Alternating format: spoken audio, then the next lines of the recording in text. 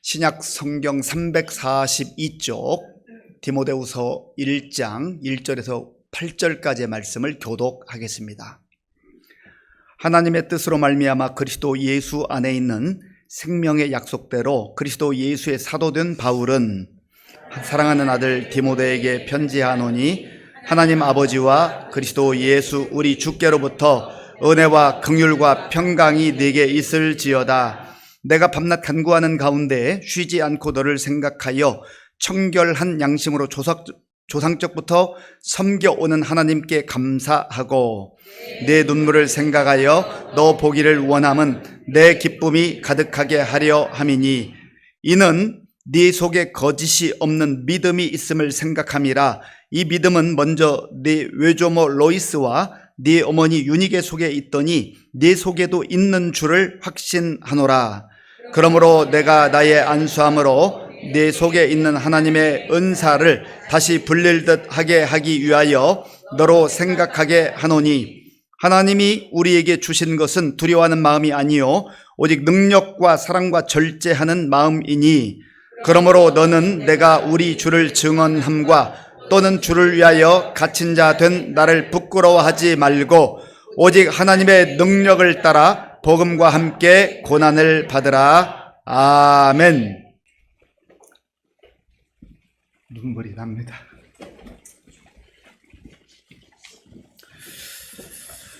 오늘은 어버이 주일로 하나님께 예배를 드립니다.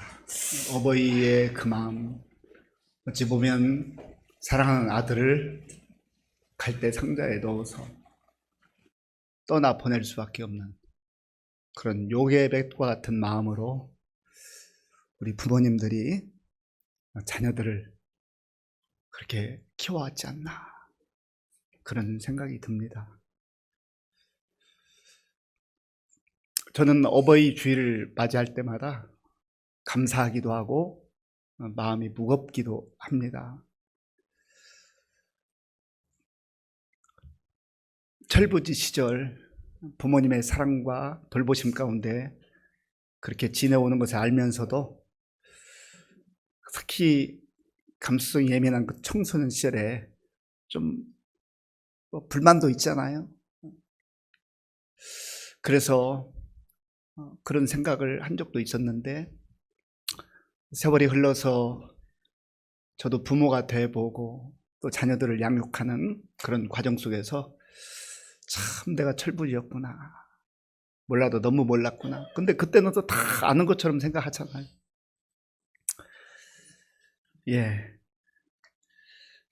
제가 2005년도에 콩고에 선교사로 출발하면서 그때 저희 아버지가 80세였습니다. 그나마 건강하셔서 이제 축복을 받으면서 기도를 받으면서 그렇게 떠났는데, 3년 만에 제가 한국을 처음 방문하게 됐습니다. 아마 부모님 입장에서는 3년이 얼마나 길었겠습니까? 아프리카 어디에 가서 어떻게 지내는지, 그 부모의 마음이란 게 그렇잖아요. 그 와서 이제 한 달여 지내다가 다시 아프리카로 떠날 때 그런 말씀 하시더라고요. 안 가면 안 되나, 안 가면 안 되나. 아마 그 세월이 그렇게 길 줄 몰랐던 것 같아요. 그리고 또 가야만 했었고, 2년 3년 어간에 한 번씩 오면서 참 올 때는 좋은데 또 비행기 타고 갈 때는 다음번에 올 때까지 살아계실까 늘 그 마음을 가지고 간 거죠. 그래서 2018년도에 제가 안식년을 얻어서 한국을 방문하고 있을 때에 가서 며칠 동안 함께 좋은 시간 갖고, 곧 또 올게요 했는데 얼마 지나지 않아 하나님 부름을 받았습니다. 그래도 감사하죠. 아마 콩고에 있을 때 그 연락을 받았으면 장례식도 참석하지 못하고 그렇게 아마 보냈을 것 같아요. 그래도 하나님께서 그런 기회를 주셨으니까 감사하지만, 그래도 늘 나는 불효자구나, 하나님의 부르심을 받아서 목사로서의 삶, 또 선교사의 삶은 그렇게 살아갔지만 그러나 인간적 아들 입장에서, 자녀 입장에서 보면 참 많이 불효했구나, 그런 생각을 갖고 있었습니다. 지금도 그런 마음으로 조금이라도 그 사랑의 빚을 갚아야 한다면 갚아야 되겠다, 그런 생각 갖고 있는데, 아버지는 이미 부름을 받으셨고 어머니도 이제 연세가 많이 드셨어요. 제가 작년 어느 시점인가부터 가급적 할 수만 있으면 아침 저녁으로 전화라도 좀 해드려야 되겠다. 제가 할 수 있는 게 뭐 제한적이잖아요. 뭐 아침 저녁 찾아뵐 수는 없으니까, 멀리 계시니까 전화라도 좀 해드리면 좋겠다 해서 전화를 드리고 참 좋아하셔요. 근데 지난 한 3주 전인가 뭐 감기 몸살 좀 심하게 앓으셨는데 그 이후부터 좀 이상하셨더라고요. 이상해졌어요. 그래서 제가 전화를 안 드리면 또 전화를 해주시기도 하는데 10분 전에 전화는 또 해요. 5분 전에 전화하셨는데 또 하셔요. 마치 처음 하는 것처럼. 3분 전에 전화는 또 전화해가지고 어머니 조금 전에 전화했는데 기억이 안 나는 거예요. 물론 기억을 다 상실한 건 아닙니다. 조금 전에 있었던 그런 일들을 잘 기억을 못 하시는, 그리고 마음이 참 너무나 아프더라고요. 우리나라 속담에 내리사랑은 있어도 치사랑은 없다, 그런 속담이 있지 않습니까? 어버이의 사랑, 아버지와 어머니의 그 자녀를 향한 사랑이 다음이 없다는 얘기죠. 또 요즘은 할아버지 할머니들이 손주들을 얼마나 아끼고 정말 간이라도 다 내어줄 만큼 그렇게 사랑하잖아요. 그게 내리사랑이에요. 치사랑이라는 것은 아랫사람이 윗어른, 아버지, 어머니 혹은 할아버지, 할머니를 사랑하고 섬기는 것은 쉽지가 않다라는 겁니다. 독일 속담에도 비슷한 게 있더라고요. 한 아버지가 10명의 자식을 양육할 수는 있어도 10명의 자식이 한 아버지 제대로 섬기지 못한다는 겁니다. 그러니까 한국 사람만 그런 게 아니라 독일 사람도, 아니면 전 세계 흩어져 있는 사람들도 비슷한 것 같습니다. 또 부모 입장에서는 자녀들을 어떻게 그렇게 위하려고 하는지요. 한 10분의 1만 자녀들에게 돌보는 그런 어떤 마음, 시간, 뭐 물질 혹은 열정, 그런 거 10분의 1만 하면 효자 소리 들을 것 같아요. 10분의 1을 하기가 어렵죠. 그럼에도 불구하고 하나님께서 우리에게 어버이를 허락하셔서 우리가 또 이 땅에 태어나게 되었고, 하나님의 도우심 가운데 어버이의 그 사랑과 헌신과 눈물과 기도를 통하여서 오늘 여기까지 살아온 것 아니겠습니까? 오늘 본문에 보면 실질적으로 부자 관계는 아닌데 이 편지를 쓰는 사도 바울이 자기의 아들처럼 여기는 디모데에게 그 마음을 전하는 내용입니다. 사도 바울은 예수님을 만난 이후에 사도로 부름을 받아, 사도라는 말 아포스톨로스라 말인데 하나님께서 사명을 주셔서 보냄을 받은 자라는 뜻입니다. 그런데 사도 바울은 내가 복음을 위해서 정말 이게 최선을 다해 살아갈 때 결혼을 하지 않고 독신으로 내가 섬겨야 되겠다, 그런 마음을 먹고 결혼하지 않고 일평생을 살았습니다. 그런데 오늘 본문에 보면 디모데에게 편지를 쓰면서 사랑하던 아들, 그렇게 표현을 합니다. 자, 2절 말씀, 2절 함께 읽겠습니다. 사랑하는 아들 디모데에게 편지하노니 하나님 아버지와 그리스도 예수 우리 주께로부터 은혜와 긍휼과 평강이 내게 있을지어다. 아멘. 사랑하는 아들 디모데에게. 어떻게 바울과 디모데가 부자지간이 됐을까요? 디모데전서 1장 2절에 보면 이렇게 말씀합니다. 믿음 안에서 참 아들 된 디모데. 그러니까 육체적 혈연의 관계가 아니라 믿음 안에서 부자지간이 됐다라는 겁니다. 영적인 의미에서 혈연 관계를 맺게 된 거예요. 영적인 의미에서 혈연 관계라는 것은 우리가 예수님의 십자가의 보혈로 말미암아서 영적인 피의 관계를 맺는 거예요. 그래서 우리 교회를 말할 때 큰 가정 같다, 규모가 큰 가정 같아, 그래서 가정 같은 교회, 교회 같은 가정, 그런 표현을 쓰기도 합니다. 그러니까 이 바울은 디모데를 영적인 아들로 그렇게 여기고 있다라는 겁니다. 또 디모데도 바울을 영적인 아버지로 여기고 있다라고 하는 말이에요. 사도행전 16장을 읽어보면 사도 바울이 루스드라라고 하는 지역을 갔습니다. 거기서 디모데를 만났는데 처음 만났을 때는 아버지와 아들의 관계가 아니었어요. 그때는 스승과 제자의 관계였습니다. 전도자와 또 말씀을 배우는 그러한 관계였다라는 것이죠. 그런데 점점점 시간이 흘러가면서 바울과 디모데의 관계는 끈끈한 영적 부자 관계를 형성하기 시작합니다.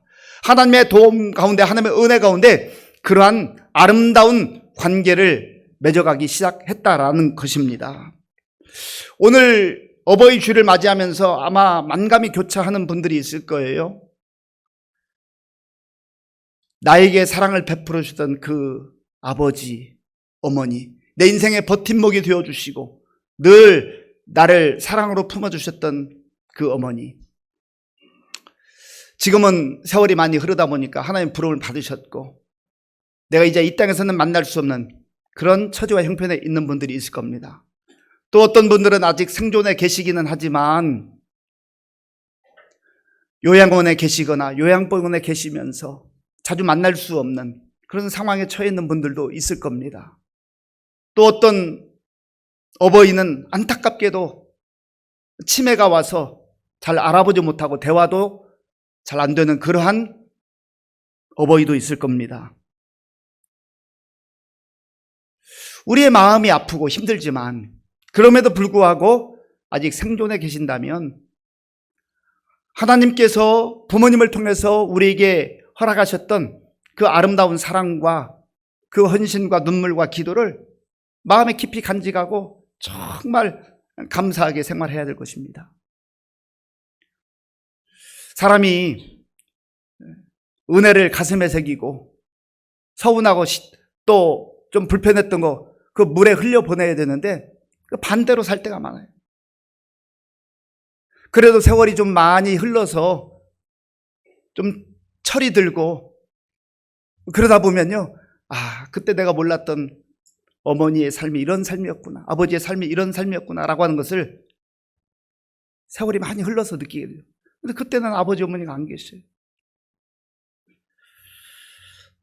자, 우리 교회 와서 이렇게 신방도 하고 상담도 하다 보면 우리 성도들 가운데 간혹 그런 얘기를 하시는 분들이 있다고요. 목사님, 전에 우리 교회 아무개 권사님 계셨는데 그 권사님은 저에게 정말 어머니와 같은 분이었어요. 늘 교회할 때마다 위로해 주셨고 또 기도해 주셨고 또 어떤 때 내가 철부치처럼 행동하면 따끔하게 혼내주시기도 했었지요. 그 사랑이 그립다는 거예요. 그 권사님 그립다는 거예요. 또 어떤 장로, 어떤 집사님은 아버지 같은 분이었어요. 제가 아무것도 모를 때 나를 이끌어 주셨죠. 나의 든든한 버팀목이 되어 주셨죠. 그렇게 얘기하는 분들이 있다라고 하는 겁니다. 그러면서 보면 우리가 가정에서뿐만 아니라 교회라고 하는 공동체에서 육신의 부모님을 만나기도 하고 또 믿음 안에서 바울과 디모데와 같은 그러한 또 부자지간이 되기도 하고 부모와 자녀의 관계를 맺어가기도 한다라는 거예요.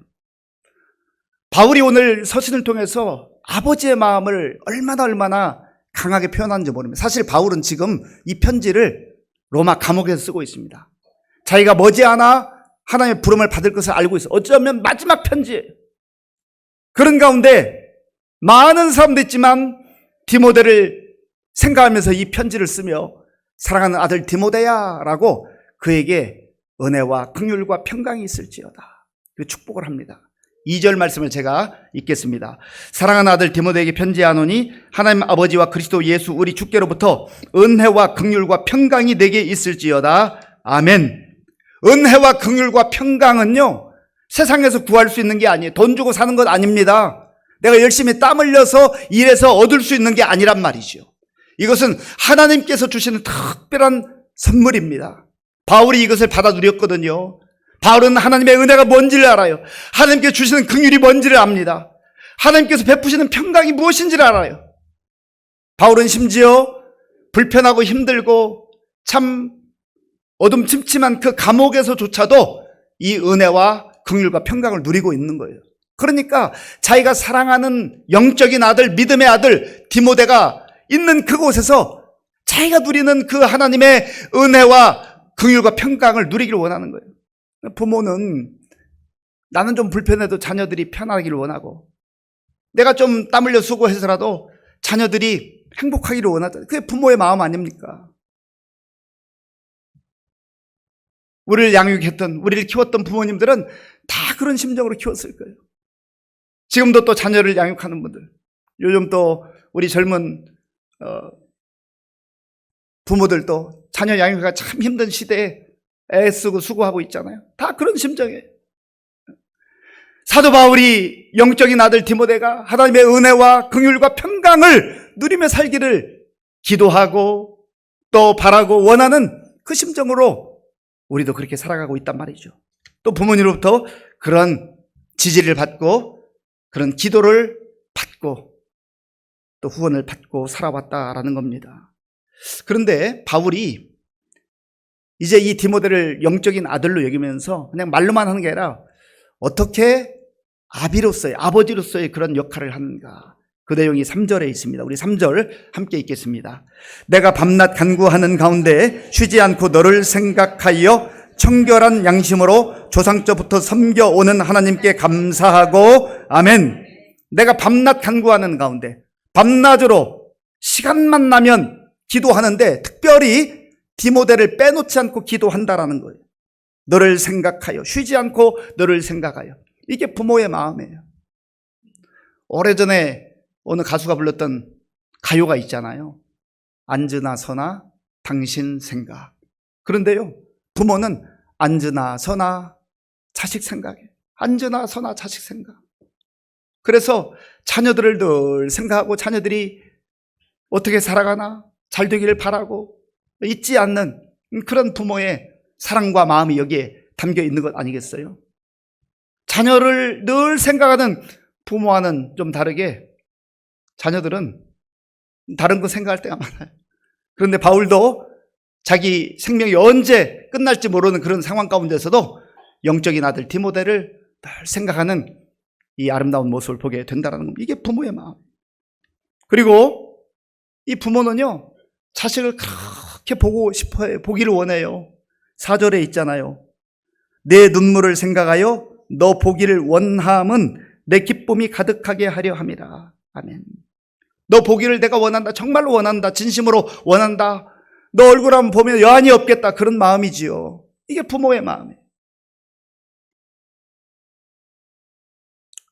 그래서 뭐 자녀로서 부모에게 효도할 수 있는 다양한 방식들이 있겠습니다만은 할 수만 있으면 얼굴을 좀 자주 보여드리는 것, 보고 싶다잖아요. 바쁘다는 이유로 여러 가지 상황 때문에 그렇게 할 수 없는 그런 안타까움을 우리가 또 가지고 살아가기도 합니다. 저도 지난 주간에 또 어버이 날도 있고 또 어버이 주일을 맞이하면서 이제 어머니를 찾아뵀는데요. 그렇게 좋아하시더라고요. 그렇게 좋아하셔요. 90이 됐는데 멀리서 왔다고 기름값도 주시더라고요. 이걸 받아야 돼, 안 받아야 돼? 그 사랑이니까 감사함으로 받았어요. 그 요양보호사 선생님이 아침 일찍이 집을 방문해서 1시간 30분 정도 이렇게 돌봐드려요. 그래서 뭐 아침도 챙겨주시고 또 이렇게 청소도 해주시고 또 주간보호센터 갈 때 차 타는 것 거기까지 또 안내도 해주시고 그랬는데 얼마 전에 이제 이분이 새로 오셨거든요. 그런데 제가 이렇게 지켜보니까 엄마 하면서요 얼마나 잘하는지 몰라요. 그냥 옆에서 보니까 딸 같더라고요. 저희 어머니는 아들만 5 있어요.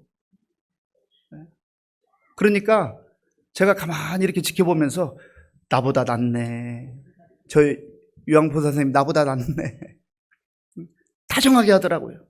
그래서 최대한도로 다정하게 해보려고 하는데 그게 또 잘 안 돼요. 그게 보기를 원하는 거예요. 보고 싶어 하는 거예요. 그래서 그동안에 15년 동안 찾아뵙지 못했던 그 불효를 좀 만회하기 위해서 할 수만 있으면 기회를 만들어서 찾아뵈려고 노력은 하지만 늘 부족한 것뿐입니다. 이 사도 바울이 영적 아들로 여기는 디모데가 믿음으로 살아가는 그 모습 보면 너무너무 기뻐하는 거예요. 이게 부모의 마음입니다. 저도 우리 아이들을 이렇게 양육하면서 뭐 여러 가지 기대도 해보고 또 나름대로 어떤 자녀들을 향한 그런 희망들이 있잖아요. 그런데 이제는 뭐 다른 걸 다 접은 것은 아니지만 그러나 가장 핵심적 내용은 정말 예수 잘 믿었으면 좋겠다. 믿음으로 살았으면 좋겠다.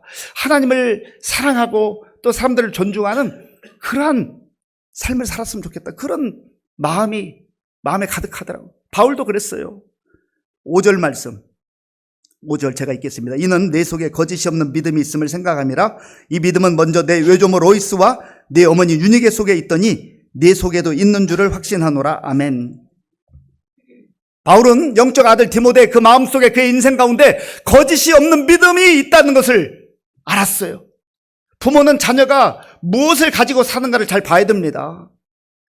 그리고 무엇이 자녀가 정말 가지고 있는 것 좀 소중한지를 알고 그것을 얘기해 줘야 돼요.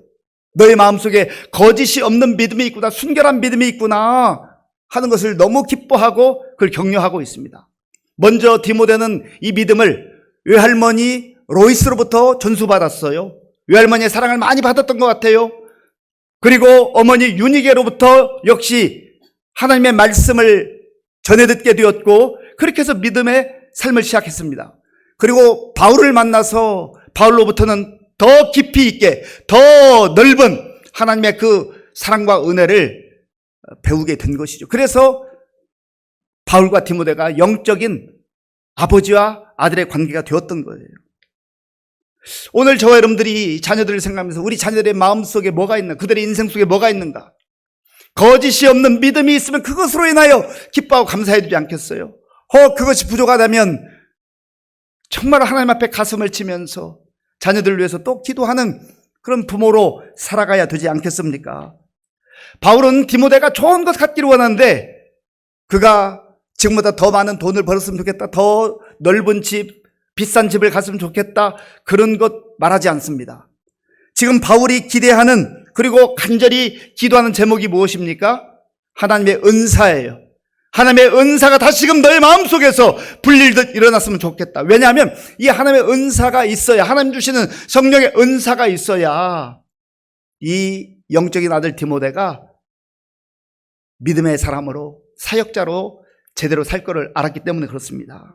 6절에 보면 이렇게 기록하고 있어요. 그러므로 내가 나의 안수함으로 내 속에 있는 하나님의 은사를 다시 불릴듯 하게 하기 위하여 너로 생각하게 하노니 아멘.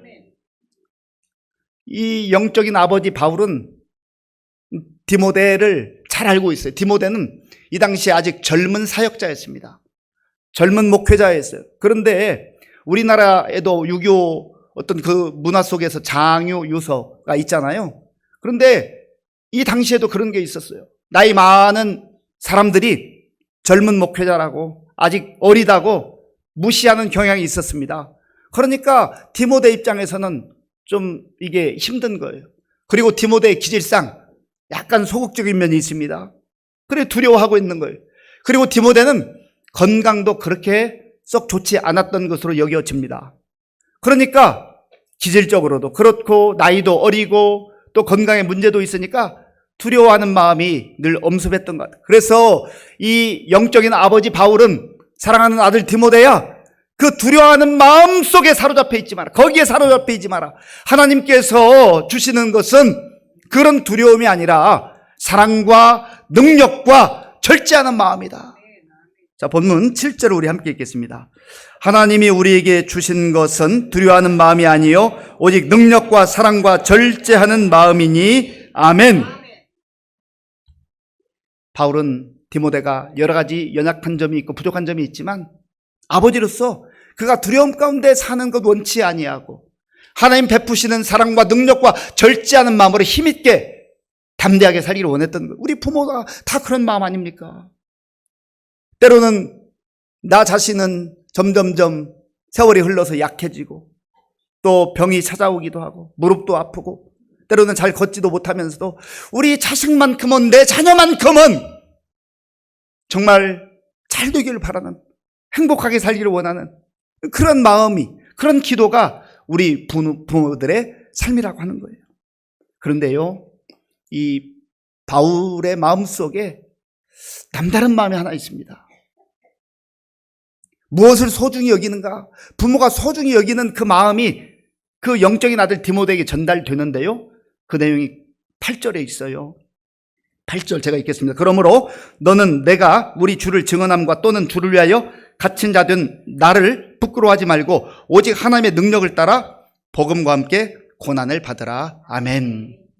어느 부모가 자식이 고생길 가는 걸 원하겠습니까? 고난의 길을 가는 걸 원하겠습니까?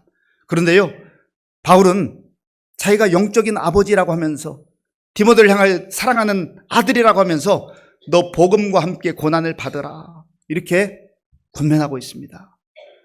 고난보다 복음이 훨씬 더 가치 있고 능력 있는 것을 알기 때문에 그런 거예요.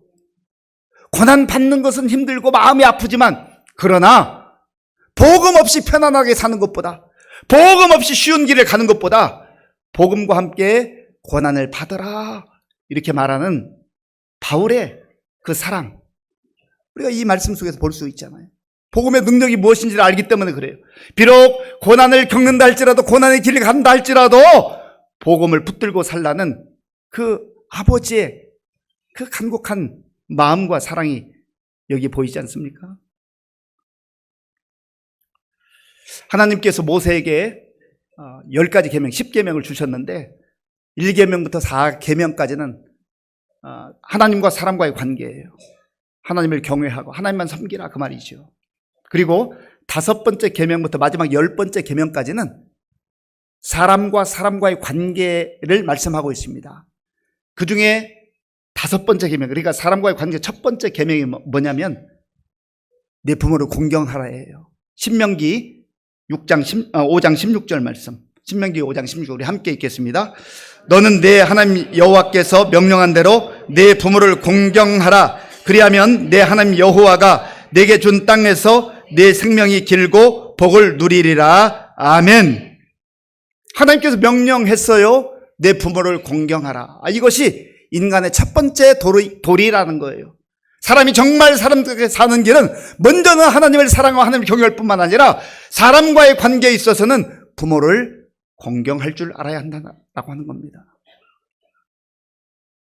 저희가 선교지에 있을 때 가정 예배를 우리 아이들과 함께 드리는 적이 많이 있었는데, 그때에 어느 날 이 본문이 이제 우리가 함께 읽는 본문이었습니다.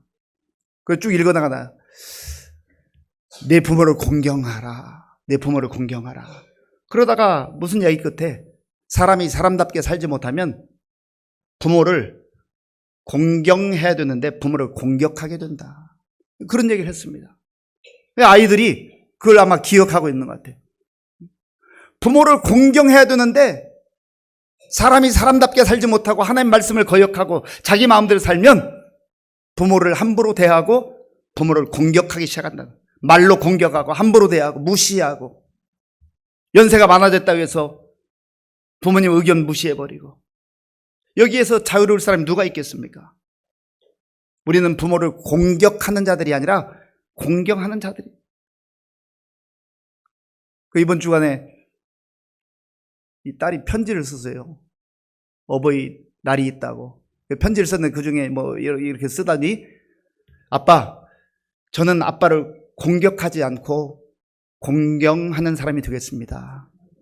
그래서 어렸을 때 함께 가정예배 드리면서 나누었던 그 얘기를 이 아이가 기억하고 있구나. 그래요. 오늘 이 시대에 부모를 공격하는 자들이 많아요. 부모를 공격하는 자식들이 많다는 것이죠. 우리는 여기에서 자유로울 수 있을까요? 깊이 돌아봐야 합니다. 송강 정철 선생이 쓴 시를 우리가 잘 알고 있잖아요. 어버이 살아계실 때 섬길 일난 다하여라. 지나간 후면 애달다 어이하리. 평생에 고쳐 못할 일이 이뿐인가 하노라. 기다려주지 않잖아요. 언제까지 효도하고 언제까지 섬길 수 있는 기회가 있을지 우리는 아무도 모릅니다.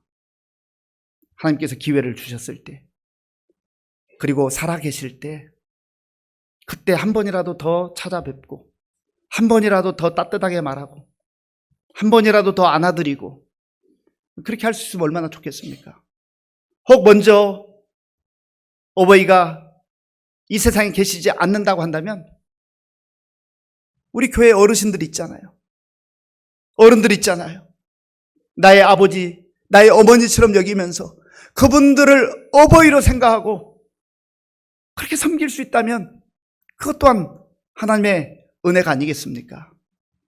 오늘 이 말씀 마음에 우리 깊이 생각하면서 정말로 하나님께서 우리에게 허락하신 그 부모님의 사랑과 헌신과 희생과 눈물을 가슴에 새기고 늘 공경하며 효도하며 우리의 남은 삶 정말 하나님께 영광 돌리고 또 다른 사람들에게도 본을 끼칠 수 있는 우리 모두가 될 수 있기를 바랍니다. 아버지 하나님 감사합니다. 우리가 복잡한 이 세상 속에 살아가면서 가장 단순한 하나님의 말씀 진리를 마음에 간직하며 하나님을 경외하고 또 육신의 부모, 영적인 부모를 공경할 수 있는 성숙한 우리 모두가 될 수 있도록 인도하여 주시옵소서. 예수님의 이름으로 기도하옵나이다. 아멘.